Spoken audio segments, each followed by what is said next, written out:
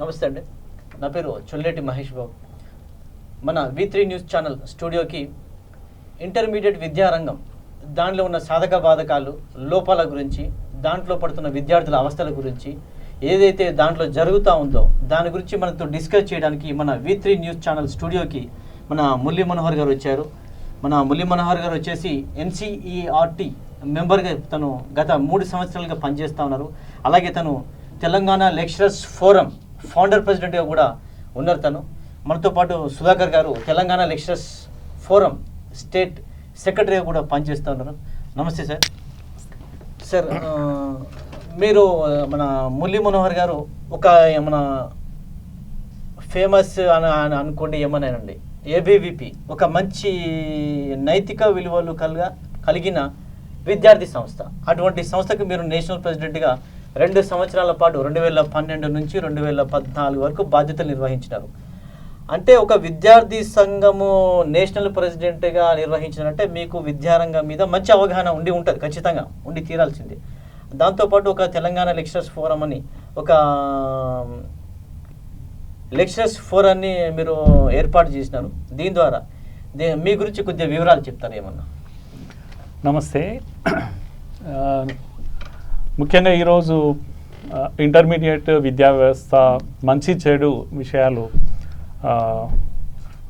ఇక్కడ చర్చ జరగనుంది కనుక నేను ముఖ్యంగా +2లో ఎక్కువ కాలం పనిచేశాను. సుమారుగా 25 ఏళ్ళు ఇంటర్మీడియట్లోనే పనిచేశాను. అట్లాగే డిగ్రీ కాలేజ్లో కూడా లెక్చరర్గా, ఇంగ్లీష్ లెక్చరర్గా నేను పనిచేశాను. ఇంటర్మీడియట్ విద్యా వ్యవస్థ పైన పూర్తి అవగాహన ఉంది. నేను లెక్చరర్ సంఘంలో కూడా పనిచేశాను. అలాగే విద్యార్థి సంఘం ABVP నేషనల్ ప్రెసిడెంట్గా కూడా పనిచేశాను. విద్యారంగ సమస్యలు, ఉపాధ్యాయ సమస్యలు, కాలేజీ సమస్యలపైన కాస్త అవగాహన నాకు బాగా ఏర్పడ్డది. ముఖ్యంగా ఇక్కడ ఈ రాష్ట్రంలో తెలంగాణ, ఆంధ్ర కలిసి ఉన్నప్పటి నుంచి కూడా విద్యార్థుల కన్నా ఈరోజు పేరెంట్స్ బాగా టెన్షన్ ఫీల్ అవుతున్న సమయం ఎప్పుడు అంటే ఇంటర్మీడియట్లోనే.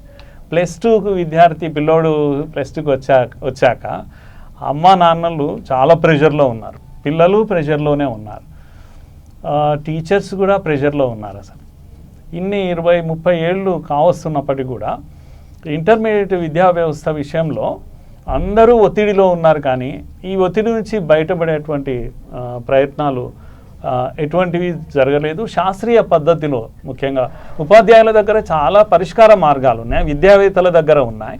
నిర్ధారెడ్డి లాంటి మహా విద్యావేత్త ఆమె ఆధ్వర్యంలో కమిటీ కూడా వచ్చింది. కమిటీ రికమెండేషన్స్ ఎందుకో తెలియదు, ఒక బ్రహ్మ పదార్థంగా రహస్యంగా ఉంచాయి ప్రభుత్వాలు అన్నీ కూడా. మీరు అనే ప్రకారంగా ఆ ఒత్తిడి అనేది ఇంటర్మీడియట్ రంగంలో ఎందుకు వస్తుందని మీరు భావిస్తూ ఉన్నారు? అది చాలా కీలకమైన విషయం, మనం చర్చించాల్సిన విషయం కూడా అదే. ముఖ్యంగా ఈ మధ్య కాలంలో 10th వరకు లేని ఒత్తిడి, ఇంటర్మీడియట్ తర్వాత లేని ఒత్తిడి ఒక 2 సంవత్సరంలోనే ఎందుకు వస్తూ ఉంది? నేను మేజర్గా చెప్పాలంటే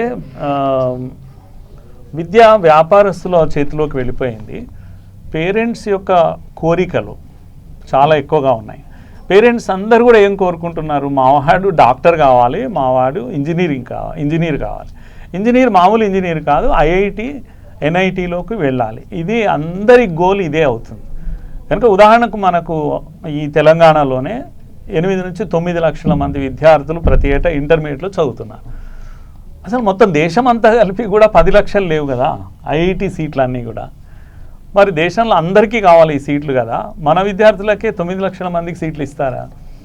కనుక దీంట్లో ఎంతమందికి వస్తాయి? అందరికీ రావు కదా. అయినా సరే అందరం కావాలని కోరుకుంటున్నాము. ఈ కోరిక కారణంగానే ప్రైవేటు విద్యా సంస్థలు కూడా మన కోరికను ఎక్స్‌ప్లాయిట్ చేయడానికి, మీలో ఈ కోరిక ఉంది కనుక మీ కోరిక మేము తీరుస్తాం అని చెప్పంగానే మనం ఎంతైనా డబ్బు ఇవ్వడానికి, మన ఇల్లు వాకిలి అమ్ముకోవడానికి మనం సిద్ధమవుతా ఉన్నాం. కనుక 6వ తరగతిలోనే IIT ఫౌండేషన్ అని ప్రైవేట్ కాలేజెస్ ప్రచారం చేస్తే ఆ భ్రమలో మాయలో పడుతున్నాం.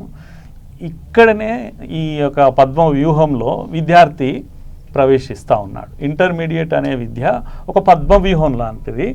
అందులో పేరెంట్స్, విద్యార్థులు అందరం కూడా అందులోకి వెళ్ళిపోతున్నాం. బయటికి ఎలా రావాలో తెలియని ఒక పరిస్థితి మన రాష్ట్రంలో ముఖ్యంగా ఈ తెలంగాణ ఆంధ్ర ఈ 2 రాష్ట్రాల్లో ఈ పరిస్థితి ఉంది. అందరం కలిసి ఆలోచించాలి కాస్త. సైకియాట్రిస్టులు కూడా ఈ మధ్య బాగా దీనిపైన పరిశోధన చేస్తూ ఉన్నారు. ఆత్మహత్యలు బాగా పెరిగిపోతున్నాయి ఒత్తిడి కారణంగా. తెలంగాణలో మొత్తం గవర్నమెంట్ కాలేజెస్ కానీ, ప్రైవేట్ కాలేజెస్ కానీ, కార్పొరేట్ కాలేజెస్ కానీ మొత్తం ఎన్ని ఉంటాయి సార్? ఇంటర్మీడియట్ కాలేజెస్ రిజిస్ట్రేషన్ అవుతున్నటువంటి కాలేజెస్ 1600 చిల్లర ఉన్నాయి. మొత్తం ప్రైవేట్, గవర్నమెంట్, కార్పొరేట్ అన్నీ కలిపి. అందులో 404 గవర్నమెంట్ కాలేజెస్ ఉన్నాయి. 180 వరకు ఈ నారాయణ చైతన్య అనే ఒక మాయాజాలం. ఇవి ఒక సంవత్సరం 250 అంటారు, ఒక సంవత్సరం 200 అంటారు. ఈ పరిస్థితుల్లో ఇవి నంబర్ ఆఫ్ కాలేజెస్ ఈ విధంగా ఉన్నప్పటికీ కూడా లేటెస్ట్ విషయం ఏంటంటే ప్రతి ఏడాది కూడా అఫిలియేషన్ ఇస్తుంది ప్రభుత్వం.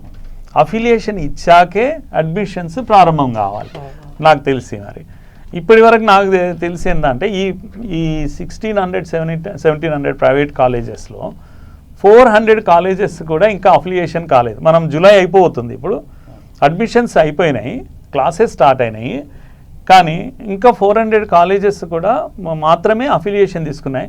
మిగతా కాలేజీలో ఏవి కూడా అఫిలియేషన్ తీసుకోలేదు. అఫిలియేషన్ తీసుకోకుండా అడ్మిషన్ ఎలా ఇచ్చారు? అసలు ఈ రాష్ట్రంలో ప్రభుత్వం ఉందా? ఉంటే ఏం చేస్తుంది? మరి ఇవన్నీ ఎందుకు కొనసాగుతున్నాయి? ఎన్నేళ్లుగా కొనసాగుతున్నాయి ఇట్లా? నారాయణ చైతన్య 180 కాలేజెస్ ఉన్నాయి కదా, అఫిలియేషన్ తీసుకోకుండానే క్లాసెస్ ఎందుకు నడిపిస్తున్నారు వాళ్ళు? భయము లేదు, భక్తి లేదు, ఏదీ లేదా అసలు? కనుక ప్రభుత్వం ఉందా లేదా అనేది నా ప్రశ్న. అది ఎన్నేళ్ళు ఇట్లా కొనసాగిస్తారు మీరు? పోనీ తెలంగాణ రాకముందు ఇవన్నీ కూడా కార్పొరేట్ కాలేజీలు ఆంధ్ర ప్రభుత్వాలు, ఆంధ్ర వ్యక్తులు నడిపేవి అని అన్నారు. వీళ్ళందరినీ తరిమేస్తా అన్నారు. మరి ఇప్పుడైనా ఏమైనా మార్పు తీసుకొచ్చారా వాళ్ళ లోపల? మీ వల్ల మీరు అధికారంలోకి వచ్చాక వాళ్ళని చెవి పట్టి వాళ్ళని లైన్లో పెట్టారా? అది పెట్టలేదు. పోనీ రద్దు చేస్తామన్నారు కదా, అదైతే మీరు అసలే చేయలేరు. ఎందుకంటే ఇప్పుడున్న ప్రభుత్వం 5 ఏళ్ళు గడిచిపోయింది, ఏ మార్పు తీసుకురాకుండా, ఏ మార్పు ప్రజలు ఆశించారు. తెలంగాణ వచ్చాక మొట్టమొదటిగా ఇక్కడ ఈ ఒత్తిడి విద్య పోతుంది, ఆత్మహత్యల విద్య పోతుంది, దోపిడీ విద్య పోతుంది. ఇదంతా తెలంగాణ ప్రజలు కలలుగా అన్నారు. కనుక అవేవి పోలేదు మన దగ్గర.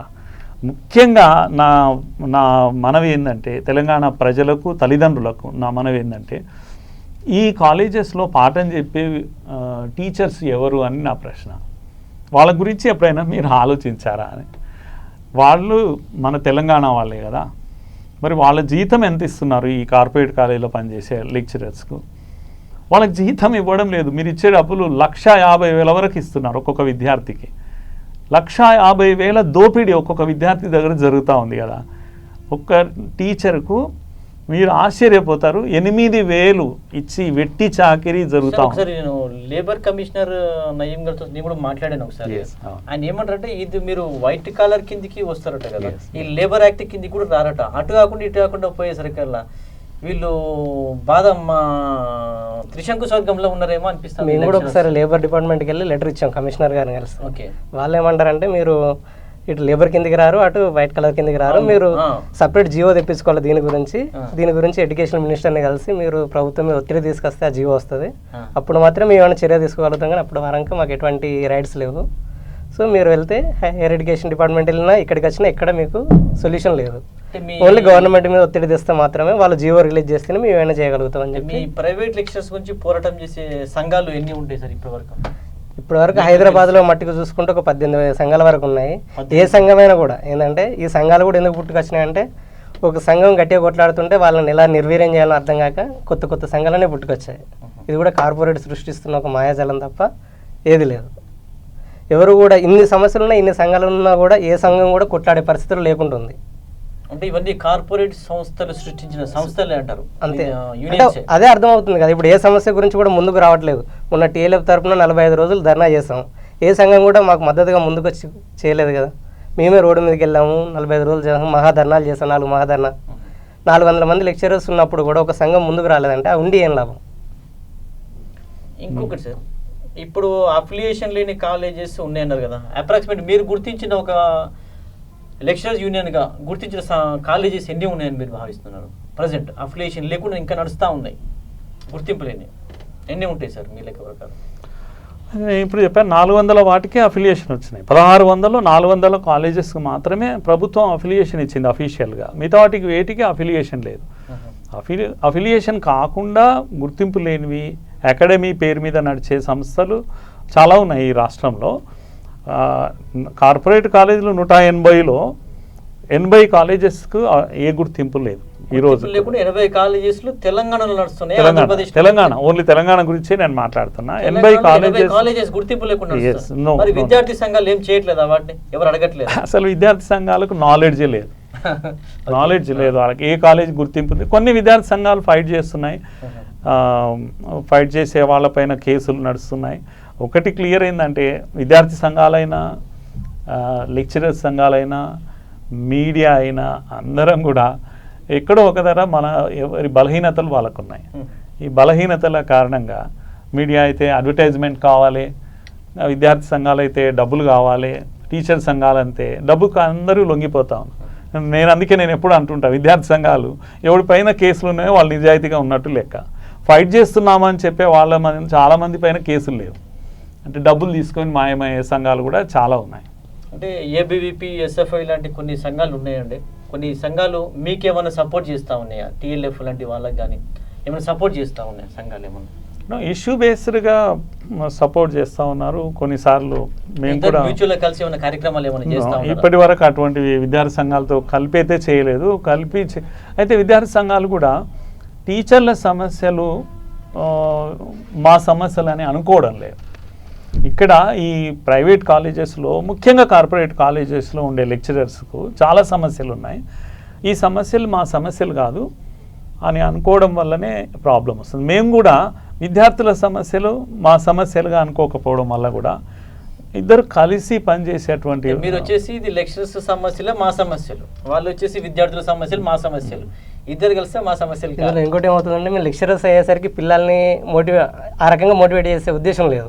నేను మన గురించి మనం చేసుకోవాలి తప్ప పిల్లల్ని ఏదో మోటివేట్ చేసి వాళ్ళని ఇందులో చేయడం కాదా భాగం కాదు అన్న ఉద్దేశం, ఒక సదుద్దేశమే తప్ప వాళ్ళని చేయాలంటే పెద్ద విషయం ఏం కాదు. పిల్లలు మనం లెక్చరర్ చెప్పి వాళ్ళని మైండ్ సెట్ చేసే వాళ్ళం, వాళ్ళని మనతో పాటు తీసుకెళ్ళడం పెద్ద విషయం కాదు.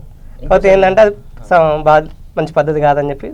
సరే, వాస్తవమే. ఇప్పుడు ఈ కార్పొరేట్ కాలేజీలో ఇప్పుడు రెసిడెన్షియల్ కాలేజెస్ నడిపిస్తూ ఉన్నారు. నారాయణ అయితే ఏంటి, శ్రీ చైతన్య అయితే ఏంటి, గాయత్రి అయితే ఏంటి, అసలు వీళ్ళకి రెసిడెన్షియల్ కాలేజ్ నడిపించుకోవడానికి కొన్ని వందల మంది పిల్లల్ని తీసుకుపోయి కొన్ని బిల్డింగ్లలో కొన్ని కాంప్లెక్స్లలో నడిపించడానికి అసలు తెలంగాణ గవర్నమెంట్ అయితేనేమి ఏపీ గవర్నమెంట్ అయితేనేమి అసలు వీళ్ళకి పర్మిషన్స్ ఇస్తూ ఉందా? మీకున్న ఆలోచన తెలిసిన ప్రకారం ఈ రోజు వరకు ఏ హాస్టల్కు పర్మిషన్ లేదు అసలు. తర్వాత నామ్స్ లేవు. కొత్తగా తెలంగాణ ప్రభుత్వం వచ్చాక నామ్స్ చేయాలి, అసలు హాస్టల్స్కు కొన్ని రూల్స్ అండ్ రెగ్యులేషన్స్ చేయాలని ఎందుకో ప్రభుత్వం అన్నది కూడా చర్చ జరిగింది. ఈ రోజు వరకు కూడా ఎలాంటి నామ్స్ లేవు. మనకు చూసినట్టయితే హైదరాబాద్లో కనిపిస్తాయి, ఇక్కడంతా కూడా పెద్ద పెద్ద బిల్డింగ్స్ ఉంటాయి. మామూలు ఏ బిల్డింగ్ పర్మిషన్ కావాలన్నా ఫైర్ పర్మిషన్ కావాలి, అంటే ఫైర్ ఇంజన్ దాని చుట్టూ తిరగాలి. మీరు ఒక్క కాలేజీ నాకు చూపించండి, సైకిల్ కూడా తిరగదు, సైకిల్ కూడా తిరిగినటువంటి బిల్డింగ్స్ ఉన్నాయి. అందరికీ తెలుసు ఇవన్నీ ఏ అనుమతులు లేకుండా అన్ని రూల్స్ రెగ్యులేషన్స్ అన్నిటినీ వయోలేట్ చేసి పనిచేసేటువంటి కాలేజెస్ ఏవి అంటే కార్పొరేట్ కాలేజెస్. కానీ ఓ రకమైన ప్రభుత్వం ఏమీ తెలియనట్టుగా నిమ్మకు నీరెత్తనట్టుగా చాలా అమాయకమైన ఫేస్ పెట్టి మేము అన్ని చర్యలు తీసుకుంటున్నాం అనే పద్ధతిలోనే 5 ఏళ్ళు గడిచిపోయింది. సార్, వాస్తవంగా ఏంటంటే ఇదివరకు ఒక కాలేజ్ కానీ స్కూల్ కానీ పెట్టాలంటే దాంట్లో అనుభవము పరిజ్ఞానం ఉన్న వాళ్ళే పెట్టేవాళ్ళు. ఇప్పుడు అలా కాకుండా ఎమ్మెల్యేలు, ఎంపీలు, జడ్పీ చైర్మన్లు, ఈ మంత్రులతో సహా వీళ్ళందరూ కాలేజీలు పెట్టేసరికల్లా వాళ్ళు మీద యాక్షన్ తీసుకోవడానికి ఇంటర్మీడియట్ అధికారులకు చేతన అవుతుందని మీరు భావిస్తూ ఉన్నారా? తప్పకుండా, ఇది చాలా మంచి పాయింట్. ఎందుకంటే విద్య చాలా లాభసాటి వ్యాపారం కనుక. ఎందుకంటే పక్కన ఆంధ్రప్రదేశ్లో వచ్చేసి మధ్య వరకు ఒక కార్పొరేట్ కాలేజ్ ఓనర్ మినిస్టర్గా ఉన్నారు. ఇప్పుడు ఆయన కాలేజ్ మీద చర్య తీసుకునేంత శక్తి బోర్డ్ ఆఫ్ ఇంటర్మీడియట్ ఉంది అని మీరు భావిస్తున్నారా? అక్కడే సమస్య అంతా అక్కడే ఉంది. గతంలో విద్యావేత్తలు ముఖ్యంగా తెలంగాణలో అయితే పిహెచ్డి చేసినటువంటి స్కాలర్స్ వీళ్ళు కాలేజెస్ పెట్టుకున్నారు, సొంత ఎంప్లాయ్మెంట్ని క్రియేట్ చేసుకున్నారు. వాళ్ళకున్న నాలెడ్జ్ను 10 మంది విద్యార్థులకు పంచాలి, కాస్త జీవనోపాధి కూడా అనే పద్ధతిలో కాలేజెస్ పెట్టారు. తర్వాత వ్యాపారవేత్తలు వీటిలో దిగడం ప్రారంభించారు. ఎందుకంటే ఎక్కడ లాభం ఉంటుందో అక్కడికి బిజినెస్ మ్యాన్ వస్తారు. బిజినెస్ మ్యాన్ వచ్చేసి కాలేజెస్ పెట్టి డబ్బు సంపాదించేటువంటిది వ్యవస్థలు నడిచాయి. ఇప్పుడు ఏంటంటే బిజినెస్ మ్యాన్గానే ఉండకుండా కాలేజీ నడపకుండా తానే లీడర్ అయ్యాడు. అంటే లీడర్ల చుట్టూ తాను తిరగాల్సిన పని లేదు. ఇప్పుడు తానే లీడర్ అయిపోయి తానే రూల్స్ అండ్ రెగ్యులేషన్స్ తానే తయారు చేస్తూ ఉన్నాడు. ఇది ఈ విధంగా మెల్లమెల్లగా ఈ ప్రైవేట్ రంగం, ఇంజనీరింగ్ కాలేజీలో ఉన్నది మ్యాక్సిమం ఎమ్మెల్యేలు ఉన్నారండి, ఎమ్మెల్యేలు ఉన్నారు, మినిస్టర్స్ ఉన్నారు. మీరు అన్నట్టుగా కార్పొరేట్ కాలేజ్ నారాయణ మినిస్టర్గా ఉన్నాడు మొన్నటి వరకు. కనుక అందరికీ చాలా క్లియర్ అది ప్రభుత్వాలు ఎవరి పక్షాన నిలబడతాయి. ఇంకొకటి సార్, ఎమ్మెల్యేలు ఎంపీలు కాకుండా ఈ బోర్డ్ ఆఫ్ ఇంటర్మీడియట్ సంబంధించిన ఉన్నతాధికారులు ఏమైనా కాలేజీలు పెట్టడం మీ దృష్టికి ఏమైనా వచ్చిందా? పార్ట్నర్షిప్స్ ఉన్నాయి, అట్లా చాలా బినామీ ఉన్నాయి, కాలేజీలు ఉన్నట్టు మీ దృష్టికి ఏమైనా వచ్చిందా? చాలా ఉన్నాయి అట్లా. ఒక్క కాలేజ్ చెప్పండి ఏదన్నా. అందరికీ తెలిసిన నిజమేదాన్ని బయటకు చెప్పాల్సిన అవసరం ఉన్నది కానీ, ఎందుకంటే ఆయన కాలేజ్ మీద ఆయన చర్య తీసుకోలేడు. ఇంకా అధికారులు అయితే ఏం దగ్గరికి రారు. ఎందుకంటే ఇప్పుడు మీరు అన్న ప్రకారంగా ఎమ్మెల్యేలు వాళ్ళే కాలేజీలు పెడతా ఉన్నారు, అధికారులు రాదు. ఇక అధికారే కాలేజీ పెడితే ఇంకెవరు రారు. మినిస్టరే కాలేజ్ పెడితే ప్రస్తుత సిస్టమ్ అంతా ఎట్లయిందంటే గవర్నమెంట్ని చూసి దాని నామ్స్ ప్రైవేట్ ఫాలో అయ్యే సిస్టమ్ ఒకప్పుడు ఉండే, ప్రైవేట్ సిస్టమ్ రాకుండా. ఇప్పుడు ప్రైవేట్ సిస్టమ్ ఎట్లా జరుగుతుందో దాన్ని గవర్నమెంట్లో ఇంప్లిమెంటేషన్ చేయడం ఎక్కువ అయిపోయింది. ఈవెన్ హాస్టల్స్ కూడా, గురుకులాలు కూడా అదే బేసిక్ పైన వచ్చాయి. ఈ సందర్భంగా నేను ఇంకొక విషయాన్ని యాడ్ చేస్తాను. మీకు ప్రభుత్వ కాలేజెస్లో కూడా కార్పొరేటు స్థాయిలో మేము నడిపిస్తాము, కార్పొరేటుకు దీటుగా నడిపిస్తాము అనేటువంటి వాయిస్ ప్రభుత్వ అధికారులు కూడా మాట్లాడడం మొదలుపెట్టారు. అంటే కార్పొరేట్ అనేది చాలా పవిత్రమైంది, కార్పొరేట్ ఎడ్యుకేషన్ అనేది చాలా బలంగా ఉంది, దానివల్ల చాలా మంచి జరుగుతుంది అనే పద్ధతిలో ఉదాహరణకు గురుకులాలు మన దగ్గర ఉన్నాయి. గురుకులాల్లో కూడా కార్పొరేట్లకు దీటుగా కార్పొరేట్ పద్ధతిలోనే మేము ఇక్కడ విద్య బోధిస్తాం. అంటే అర్థమైందంటే కార్పొరేట్ విద్య చాలా బాగుంది అని పేరెంట్స్ అనుకోవాలా.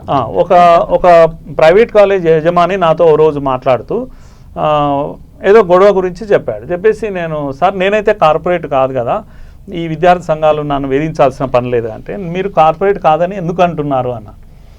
అంటే నేను తెలంగాణ వాణ్ణి అని అన్నాడు. అంటే ఆయన ఆంధ్ర వాళ్ళు పెడితే కార్పొరేటా అని అన్నాను. అంటే అంతే కదా, ఆంధ్ర వాళ్ళు పెట్టినాయని కార్పొరేట్, తెలంగాణ వాడు పెడితే కాదు అని. అసలు కార్పొరేట్ డెఫినేషన్ ఏంది అని అడిగాను నేను. ఆయన చెప్పలేదు. నేను చెప్తాను, నువ్వు కన్విన్స్ అవుతావో కాదో చూడు అని చెప్పాను. నేనేమన్నా అంటే విద్యారంగంలో కార్పొరేట్ వ్యవస్థ మంచిది కాదు. కార్పొరేట్ కంపెనీలు ఉంటాయి, ఉదాహరణకు బాటా చెప్పులు ఉంటాయి. బాటా చిన్న డిస్టర్బెన్స్ సార్, ఒక తెలంగాణ ప్రైవేట్ మేనేజ్మెంట్స్ అసోసియేషన్ ఒక జనరల్ సెక్రటరీ ఒక క్వశ్చన్ ఒకటి చెప్పాడు. పాలు అమ్ముకుంటున్నాం, పెరుగు అమ్ముకుంటున్నాం, తినే భోజనం కూడా అమ్ముకుంటున్నాం, అన్ని బిజినెస్ చేస్తూ ఉన్నాం, వైద్యం కూడా అమ్ముకుంటున్నాం, మరి విద్య ఎందుకు అమ్ముకోకూడదని ఒక క్వశ్చన్ చేశాడు ఆయన. Telangana TRSMA state general secretary, ఆయన పేరు చెప్పడానికి లేదు. విద్య ఎందుకు అమ్ముకోకూడదు చెప్పండి. విద్య మన దగ్గర మన కల్చర్లో విద్యాదానం మహాదానం అనే ఒక నానుడి ఉంది. అన్ని దానాలకెల్లా చాలా గొప్పది అనేటువంటిది ఇది ఇండియన్ కల్చర్లో. అందుకే విద్య అనేది ఒక ఫిలాంథ్రఫీస్లో మన దగ్గర ఎప్పుడు ప్రభుత్వం విద్య ఇవ్వలేదు. మన చరిత్ర నలంద, తక్షశిల లాంటి వీటిని ఉదాహరణగా తీసుకుంటే కూడా ప్రపంచంలోనే యూనివర్సిటీస్, ఫస్ట్ యూనివర్సిటీస్ అవన్నీ కూడా. కనుక భారతదేశంలో విద్య మన కల్చర్ ఏంటంటే ఎడ్యుకేషన్ అనేది ఎప్పుడు కూడా మార్కెటింగ్ చేసేది కాదు. ఇది మన దగ్గర ఎంత పంచితే అంత విద్య మన దగ్గర నాలెడ్జ్ పెరుగుతుంది అనేది ఇది మన కాన్సెప్ట్, ఇండియన్ కాన్సెప్ట్. కొన్ని వ్యాపార వస్తువుగా చేయొద్దు. ఎస్, విద్య ఎడ్యుకేషన్ ఇంక్లూడ్స్ వాల్యూస్ అని. Education without values is not education. కనుక ఎడ్యుకేషన్లో వాల్యూస్ ఉంటాయి కనుక, వాల్యూస్తో కూడిందే ఎడ్యుకేషన్ కనుక ఎడ్యుకేషన్ కెన్ నాట్ బి ఏ కమ్మోడిటీ. ఇది విద్యా వస్తువు, వ్యాపార వస్తువు కాకూడదు అనేది మన కల్చర్ చెప్పినటువంటి విషయం. ఇది ఇంకోసారి ఈ ప్రైవేట్ కాలేజెస్లో గవర్నమెంట్ లెక్చరర్స్ నెలకి కొన్ని వేల రూపాయల జీతం తీసుకుంటూ కూడా ప్రభుత్వం దగ్గర నుంచి టీఏ డిఏలు అన్ని హెచ్ఆర్ఏలు తీసుకుంటూ కూడా ప్రైవేట్ కాలేజీలలో కూడా ఇంకా ఉద్యోగాలు చేస్తున్నారు పార్ట్ టైంగా. వారి గురించి మీ అభిప్రాయం ఏంటి? ఈ ప్రభుత్వం వాళ్ళని ఎందుకు ఆపలేకపోతా ఉంది? మీ ప్రైవేట్ లెక్చరర్స్ యూనియన్స్ ఎందుకు ఆపలేకపోతా ఉన్నాయి? కారణం ఏమని చెప్పగలుగుతారా? ఒక ఇది ఎడ్యుకేషన్లోనే కాదు, అన్ని రంగాల్లో కూడా ఈ సమస్య ఉంది. విలువలు లేని వాళ్ళు, నైతికత లేని వాళ్ళు ఏ ఉద్యోగం చేసినా అట్లాగే చేస్తుంటారు. జీతం ఇక్కడ తీసుకుంటారు, పని ఇంకో దగ్గర చేస్తూ ఉంటారు. రైల్వేస్లో టికెట్లెస్ ట్రావెలింగ్ జరుగుతూ ఉంది, ఆయనకు తెలుసు ఎవరికేది నాకు. కనుక ఈ వ్యవస్థ ఒక విద్యారంగంలో లేదు. కాకపోతే బాధాకరం ఏంటంటే విద్యారంగంలో ఉండకూడదని మనం అంతా కోరుకుంటాం. ఈరోజు విద్యారంగంలో నాణ్యత లోపిస్తుంది అంటే కారణము ఇలాంటి టీచర్స్ కారణంగా. Teachers number of schools, government schools కూడా చాలా ఉన్నాయి కదా. టీచర్స్, కమిటెడ్ టీచర్స్ కూడా ఉన్నారు ఈ దేశంలో. కానీ కొంతమంది ఇలాంటి టీచర్స్ కారణంగా కూడా ఈ పరిస్థితులు ఉన్నాయి. మనము వాటిని ఎక్స్క్లూజివ్గా ఎడ్యుకేషన్లోనే ఉన్నారు అనడానికి వీల్లేదు. సరే, ఇంటర్మీడియట్ బోర్డులో మన బోర్డ్ ఆఫ్ ఇంటర్మీడియట్ +2 వచ్చేసి ఫస్ట్ ఇయర్కి ఎంపీసీ కానీ, బైపీసీ కానీ, హెచ్ఈసీ కానీ, సిఈసీ కానీ ఫస్ట్ ఇయర్కి ఎంత ఫీ స్ట్రక్చర్ ఉండాలా యాజ్ పర్ గవర్నమెంట్ నామ్స్ ప్రకారం? సెకండ్ ఇయర్కి ఎంత ఉండాలా? అసలు గవర్నమెంట్ రూల్స్ ప్రకారం అయితే అసలు ఫీ స్ట్రక్చర్ అన్నది లేదు. ఎందుకు లేదండి? కారణం ఎవరు? కారణం అంటే ఇంటర్మీడియట్ బోర్డు అన్నది కూడా ఓన్లీ తెలుగు రాష్ట్రాల్లో మాత్రమే ఉంది. అంటే నాకు తెలిసిన నాలెడ్జ్ ప్రకారం ఏదన్నా కూడా బయట వేరే స్టేట్లలో +2 అన్న సిస్టమ్ అన్నది లేదు. స్కూల్ ఎడ్యుకేషన్లోనే భాగంగా ఉండాలి. ఈ తెలుగు రాష్ట్రాల్లోనే దీన్ని బిజినెస్ చేసుకోవడానికి +2 సిస్టమ్ పెట్టుకున్నారు. ఇక్కడ దానికి ఫీ స్ట్రక్చర్ అంటూ లేదు. ఎవరి యాజమాన్యాలు వాళ్ళకు నచ్చిన విధంగా ఫీజులు మ్యానిపులేట్ చేసుకుని అదే ఫీజుని వసూలు చేస్తున్నాయి. దానిలో కూడా ఒక స్టూడెంట్కి, ఒక కాలేజీలో ఉన్న ప్రతి విద్యార్థికి కూడా ఒక ఫీజు ఉందంటే అది కూడా లేదు. ఒక విద్యార్థికి ఉన్న ఫీజు ఇంకో విద్యార్థికి సంబంధం లేని విధంగా ఉంది. దాన్ని గవర్నమెంట్ కూడా ఏ విధమైన చర్యలు తీసుకోవట్లేదు దాని మీద. ఎందుకంటే అసలు ఫీ స్ట్రక్చర్ వాళ్ళు లేనప్పుడు ఎటువంటి అది లేదు. అనుమతులు ఏమేమి ఉండాలండి? మామూలుగా మన ఇంతకుముందు సార్ చెప్పినట్టే ఒక కాలేజీ ఉండాలంటే స్కూల్ సిస్టంలో భాగంగా తీసుకున్నట్టయితే ఒక గ్రౌండ్ ఉండాలి. దానికి పిల్లలు కొంత టైంపాస్ చేసుకోవడానికి ఏదైనా కూడా. ఏంటంటే మన సైకాలజిస్ట్ చెప్పిన ప్రకారం పిల్లాడికి 45 మినిట్స్ మాత్రమే ఒక గ్రాస్పింగ్ పవర్ ఉంటుంది. రోజంతా కూడా కూర్చున్నబెట్టి పాఠాలు చెప్పి పంపించడం వల్ల పిల్లాడు మెంటల్గా చాలా డిసప్పాయింట్ అయ్యే సిచ్యువేషన్స్ ఉంటాయి. ఇవన్నీ కాకుండా పిల్లాన్ని తగ్గట్టుగా ఒక ప్లే గ్రౌండ్ ఉంటే ఒక 2 పీరియడ్స్ 3 పీరియడ్స్ మధ్యలో బయటికి వెళ్ళి రిలాక్సేషన్ ఇవ్వడం లాంటివి జరుగుతాయి. అంటే మినిమం స్కూల్ ఉండాలంటే ఒక గ్రౌండ్ ఉండాలి, ఫైర్ సేఫ్టీ ఉండాలి, ప్లస్ గవర్నమెంట్ నుంచి పర్మిషన్ ఉండాలి, కమర్షియల్ బిల్డింగ్ కాకుండా ఉండాలి. కానీ ప్రజెంట్ ఇక్కడ తెలంగాణలో కానీ ఆంధ్రప్రదేశ్లో ఎక్కడ చూసినా కూడా అన్ని కమర్షియల్ బిల్డింగ్లో ఎక్కడ కూడా ఒక ఇంచు ప్లేస్ వేస్ట్ కాకుండా స్టూడెంట్ ఒకళ్ళ మీద ఒకరిని కూర్చున్నబెట్టే పరిస్థితి ఉంది తప్ప పిల్లల్ని అర్థం చేసుకుని చెప్పే పరిస్థితి అయితే ఎక్కడ లేదు. అంటే ఒకసారి సార్ నేను మీ రంగారెడ్డి జిల్లా డిఐఓ అన్న నాయక్ ఉందండి, ఆయనతో మాట్లాడా. ఇక్కడే నాగోల్లో ఒక ఇంటర్మీడియట్ కాలేజ్ ఉంది, శ్రీ చైతన్య వాళ్ళది. దానికి గ్రౌండ్ లేదండి అంటే ఏమంటారు అంటే, లేదు సార్ గ్రౌండ్ ఉందన్నారు ఆయన. గ్రౌండ్ ఎక్కడ ఉందంటే 5 కిలోమీటర్ల దూరంలో గ్రౌండ్ ఉందంట. వీళ్ళందరినీ 5 కిలోమీటర్లు వ్యాన్లో తీసుకెళ్ళి అక్కడ ఆడించుకొని తీసుకొచ్చేస్తారంట రోజు. అటు పాసిబిలిటీ ఉందా? అవుతుంది అంటారా మీ వల్ల? అది ఎట్లా అవుతుంది అంటారు? అది అంటే గ్రౌండ్ చూపించాలి కాబట్టి ఆయన నాకు రివర్స్ క్వశ్చన్ ఇచ్చాడు. నాగోల్లో అంత పెద్ద గ్రౌండ్ ఎక్కడ దొరుకుతుంది సార్ అని అంటాడు. అది మరి ఎట్లా? అది మరి కాలేజ్ పెట్టాలి, గ్రౌండ్ కావాలి, ఇన్ని కావాలంటే ఎట్లా తీసుకొస్తారు? ఆయన మంత్రదండం ఏమైనా కావాలి కదా. ఇక్కడ ఒక విషయం మనం అర్థం చేసుకోవాలి. ఇప్పుడు వ్యాపారస్తుడు కాలేజ్ పెట్టుకున్నాడు, కాలేజ్ నడపాలంటే ప్రభుత్వం యొక్క రూల్స్ రెగ్యులేషన్స్ ఉన్నాయి. ప్రభుత్వం కూడా ఏం చేస్తుందంటే రూల్స్ రెగ్యులేషన్స్ ఉంటాయి, వాటికి పరిష్కార మార్గాలు, ఇద్దరు కలిసి పరిష్కార మార్గాలు చూస్తారు. దీంట్లో మీరు కనుక చూసినట్టయితే గ్రౌండ్ విషయం ఉందనుకోండి. గ్రౌండ్ విషయం ప్రభుత్వం ఏమనుమతి ఇచ్చిందంటే, సిటీలో గ్రౌండ్ దొరకడం చాలా కష్టం కనుక ఆ చుట్టుపక్కల ఏ గ్రౌండ్ ఉన్నా కూడా అక్కడికి వెళ్ళి ఆడుకోవడానికి అనుమతి ప్రభుత్వం ఇచ్చింది. ఇచ్చినప్పుడు ఆ చుట్టుపక్కల ఉన్న ఒక 30-40 కాలేజీలన్నీ కూడా అదొక్క గ్రౌండ్ను పేపర్ పైన చూపిస్తాయి. అందరికీ తెలిసి ఇవన్నీ కూడా ఆటలు పాటలు ఇలాంటివి నారాయణ చైతన్య కార్పొరేట్ కాలేజెస్లో అసలు అలాంటివి ఉండదని తెలుసు. పేరెంట్స్ కూడా కోరుకోవడం లేదు, ఆట పాట ఇవి కోరుకోవడం లేదు, 24 గంటలు చదవాలి మా పిల్లలు అని. అట్లాగే ఇలాంటి అనుమతులన్నీ కూడా ఈ విధమైన ఇప్పుడు ఇంతకుముందు నేను అఫిలియేషన్ అన్నాను. అఫిలియేషన్ ఏం చేశారు? అఫిలియేషన్ ఇచ్చాక అడ్మిషన్ జరగాలి, కానీ అదంతా ఏం లేదు, ప్రభుత్వం చూసి చూడనట్టు ఉంటుంది, అయిపోతాయి. తర్వాత అఫిలియేషన్ అలా అడ్హక్ పద్ధతి ఏదైనా ఉంటుంది అన్నట్టు, అంటే తాత్కాలికమైనటువంటి అఫిలియేషన్ అని. ఈ విధంగా చాలా విషయాలు వీళ్ళ మధ్య ఒక అండర్స్టాండింగ్ ఉంది. ఆ అండర్స్టాండింగ్ తోటే ఇవన్నీ జరుగుతూ ఉన్నాయి. ఇప్పుడు రెసిడెన్షియల్ కాలేజీల మీద ఈ సూసైడ్స్ జరుగుతూ ఉన్నాయి, సరైన వసతులు లేవని ఇంతకుముందు ఒకసారి హైకోర్టులో ఒక అతను పిల్లేసాడండి, విజయ్ కుమార్ అనుకుంటా. మొన్న 3 days బ్యాక్ చెందిన గణేష్ అని ఒక అతను వేసాడు. ఈ మీరేమైనా న్యాయపరంగా ఏమైనా పోరాటం చేయదలుచుకున్నారా ఈ కార్పొరేట్ విద్యా వ్యవస్థ మీద కానీ ప్రభుత్వం మీద కానీ మీ సంస్థ తరపు నుంచి? ఇప్పుడు మనకి ఇదంతా తెలిసిన విషయం, కార్పొరేట్ సిస్టమ్ అన్నదే 3,000 కోట్లతో జరుగుతున్న బిజినెస్ అని చెప్పి కూడా బయట ఏదంటే ఎడ్యుకేషనల్ సిస్టమే ఒక బిజినెస్ అయిపోయింది. ఈ బిజినెస్ సిస్టంలో అంత పెద్ద దాన్ని ఎదుర్కొని నిలిచే అటువంటి ఎవరు లేకున్నారు, వచ్చిన వాళ్ళని కూడా ఎదగనియకుండా చేసే సిస్టమే ఉంది.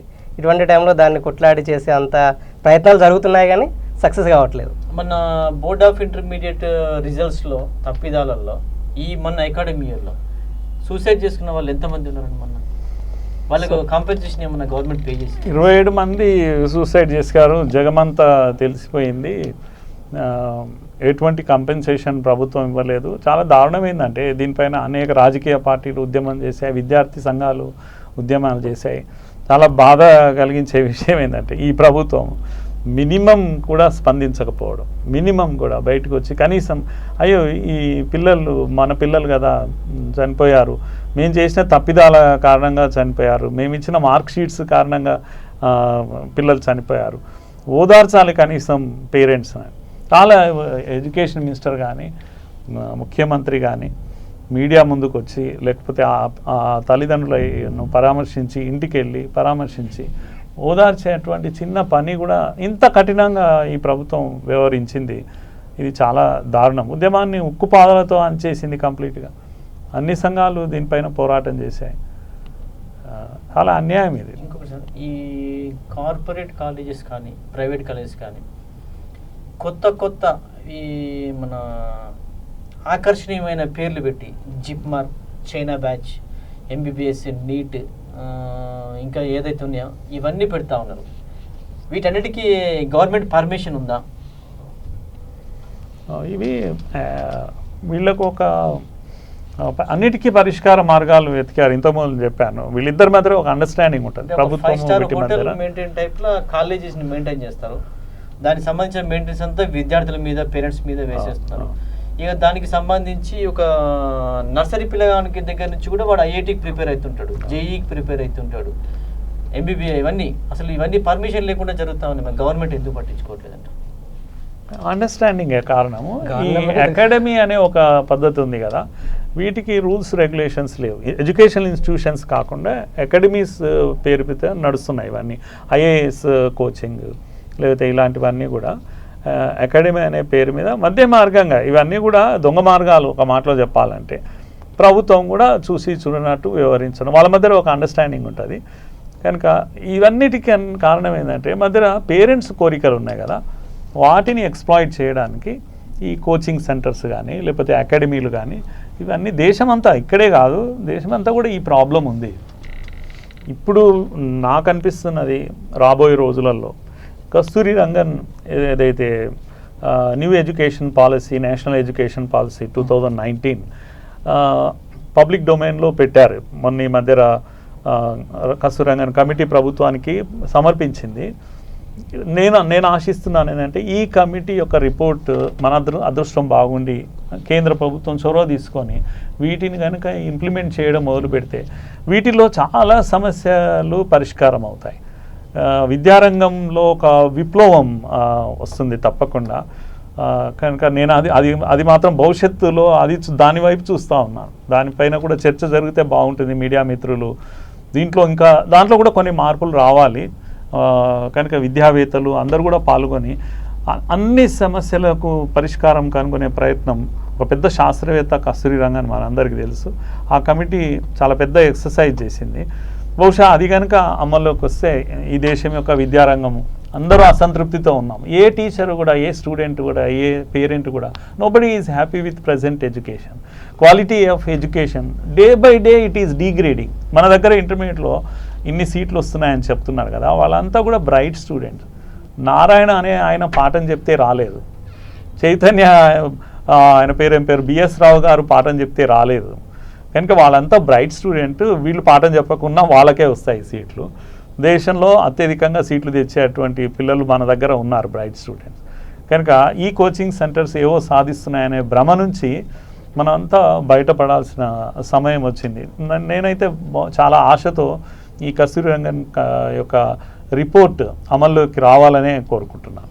ఇంకొకటి సార్, ఈ బోర్డ్ ఆఫ్ ఇంటర్మీడియట్ ఈ ప్రైవేట్ కార్పొరేట్ కాలేజీ మీద సరి అయిన పద్ధతిలో వీళ్ళు పర్యవేక్షణ చేయట్లేదు. ఎందుకంటే మామూలు అందుతున్నాయని విద్యార్థి సంఘాలు అంటూ ఉన్నాయి, ఈ లెక్చరర్ సంఘాలు అంటూ ఉన్నాయి, పేరెంట్స్ అంటూ ఉన్నారు, అందరు అంటూ ఉన్నారు.